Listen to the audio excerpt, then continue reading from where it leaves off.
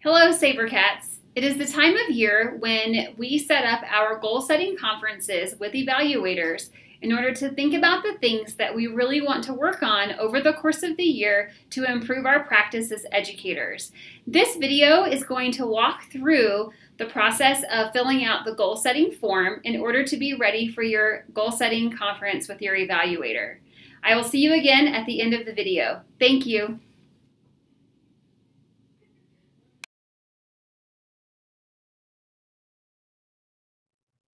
Hi, everybody. As Amy indicated, the purpose of this video is to give you the information you need to have a good jumping off point for the self-evaluation here at the beginning of the year, building your goals as a professional for this year, and having some great conversations, some growth-minded conversations with your evaluator. So to start that process, we'll start with the beginning of year self-evaluation. Our self-evaluation is housed inside Inspired Innovation, and you can get to Inspired through Symbaloo or going through the district webpage. Your rubric, which will be new to everybody this year, is housed inside Inspired, and we ask that you take the time to really look at the learning progression as you move from a level 2 to a level 3 to a level 4 by element. There are a number of different elements associated with all of these rubrics. And just to be thoughtful and reflective, because that information helps you to best determine your goals as you move into this year. With regard to our goal setting document, we're asking all of our professionals to establish 2 goals for themselves for the year. The first will be tied to our building purpose statement. Our purpose statement is first and foremost to establish and really kind of refine what we are asking students to know and be able to do as they exit every course and content through the course of their time at Castleview High School. But the addition this year is to really hone in on a quality assessment system. How do we know that our students are able to do these things that we've outlined through our template work? So the first goal will be specific to quality assessment, and then the second goal could be identified through any of those different elements in the site rubric or just great teaching practice. What is your personal professional goal that you would like to focus in on in the year ahead?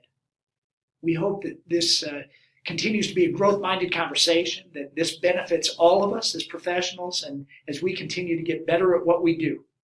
Let me know what you need.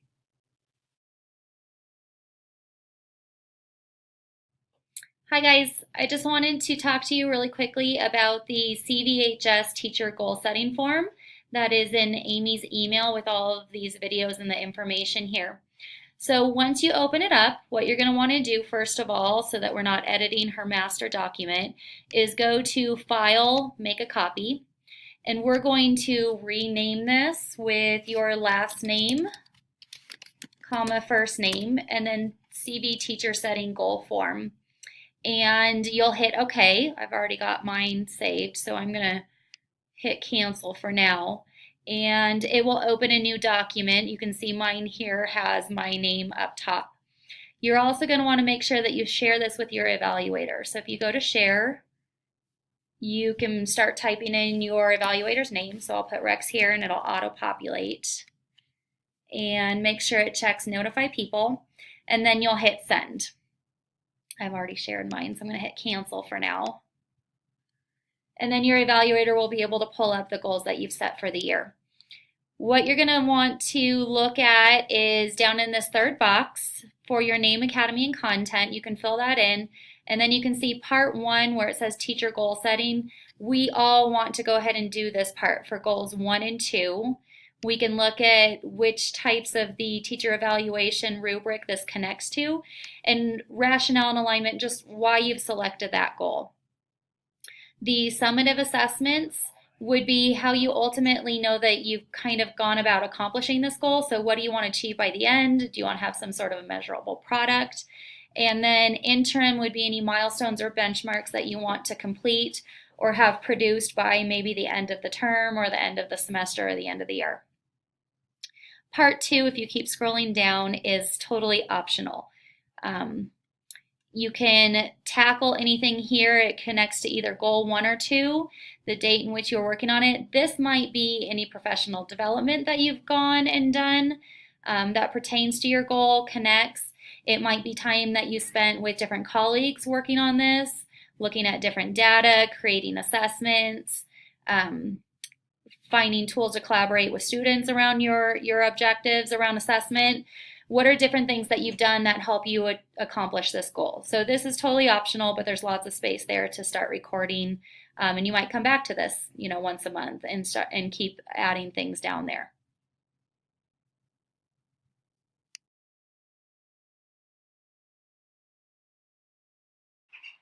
When we get ready to do goal number 1, we're going to be in part 1, and the main thing is that we want to make sure that it's aligning to our building work this year, which is to improve student achievement through quality assessment practices and its assessments of and for student learning.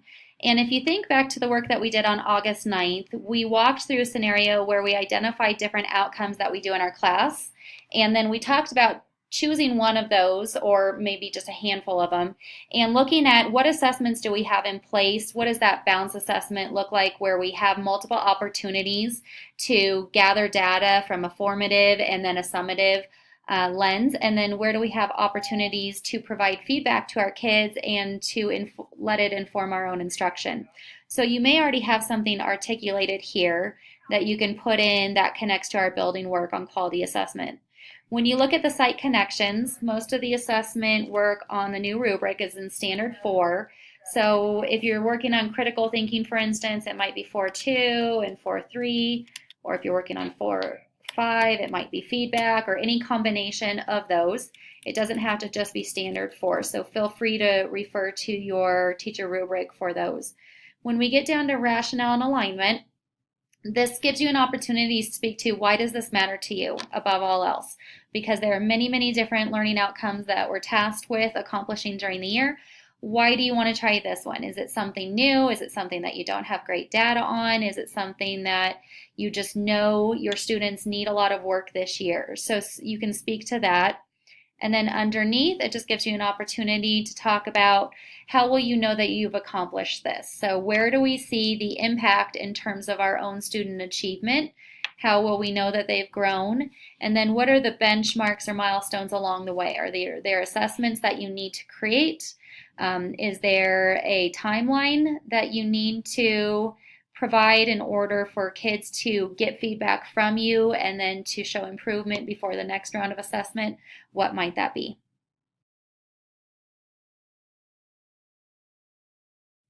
Hey guys, I'm here to talk to you about your second goal this year, which is based on your own professional growth plan. We want you to think about a goal that you are super passionate about and something that you want to do to improve your teaching this year.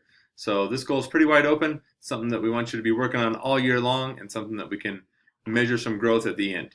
So to start thinking about what this goal might be, think about professional conversations you have in this building all the time, in your PLCs and with other peers in the building, and things that you are maybe pretty good at but you want to get better at. Those would be great places to start. You can also look at the new site rubric, which is much more teacher-friendly language than before and truly has teachers move up from level 2 to 3 to 4 in some real teaching areas. So maybe there's an area that you want to move up a level, but you need to be real specific in your planning and the way that you go about your preparation every day, and that could be your goal as well. So anything that's going to improve your teaching, make you a better teacher, is fair game.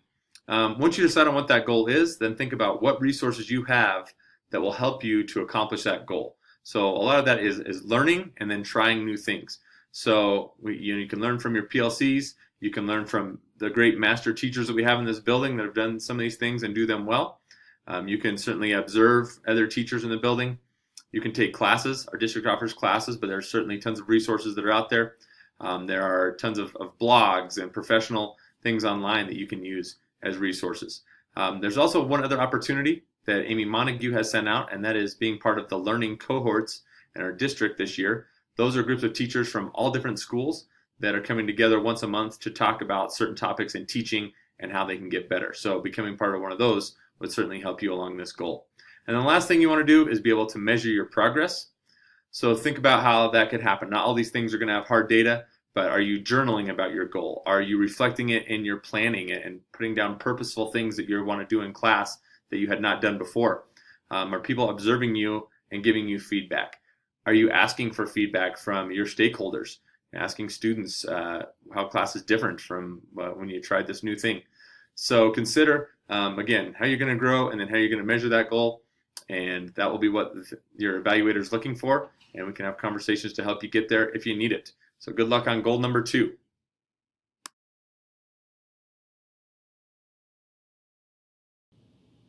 Hi, welcome back. You will be receiving an email from your evaluator with the date of your goal setting conference. Before you go to that conference, please make sure you have a rough draft of the goal setting document ready to go. This will help you and your evaluator finalize your goals. I will be available next Tuesday, August 22nd, in the library back lab to answer any questions and to offer support with the goal setting process. I will also be able to answer questions about Site 6. Maybe you've already done your baseline and wondering what to do next, or you're still trying to think about what you want to collect data on for this year. Please come with your questions and I'll be happy to help you. Once you have had your goal setting meeting, you need to move your finalized goals from your goal setting document into Inspired. This is a very easy process, and I have included a screencast included with this email to help you do that. Please let us know if you have any questions, and have a great day.